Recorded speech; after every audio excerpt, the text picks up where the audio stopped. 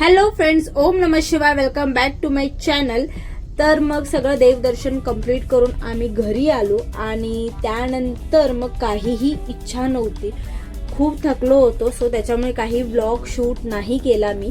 So त्याच्यानंतर direct आलो, fresh झालो, जेवण वगैरे करून घेतलं आणि त्यानंतर मग डायरेक्ट आम्ही आराम केला.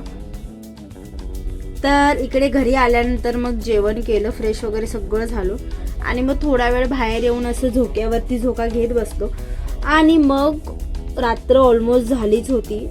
सो डायरेक्ट सगळेजण आम्ही झोपायला गेलो, त्याच्यामुळे काही ब्लॉग शूट केला नाही.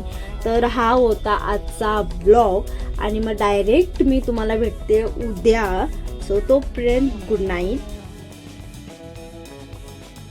Day 2.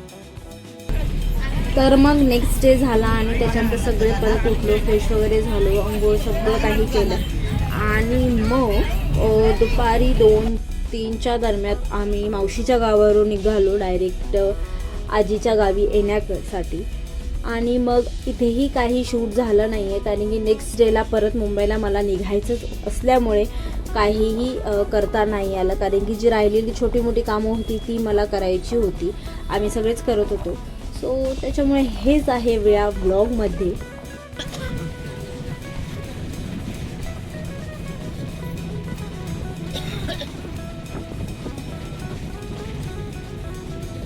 Day 3.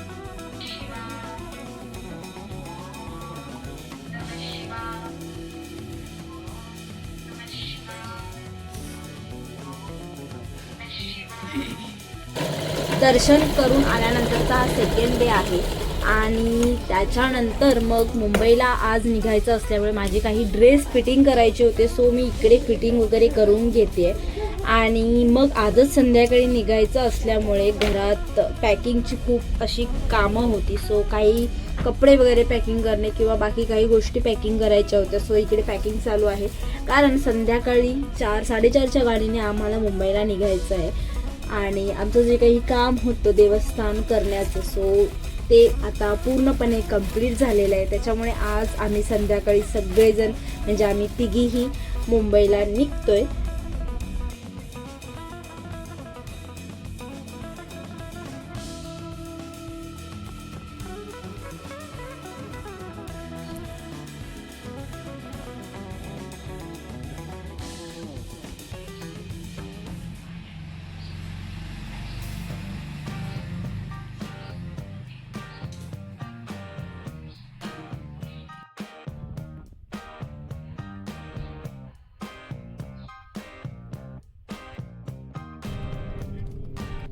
तर मग फायनली आता आम्ही मुंबईला जाण्यासाठी निघालेलो आहोत. पॅकिंग वगैरे सगळं झाली आहे आणि माझा ब्लॉग हा इथेच मी एंड करते.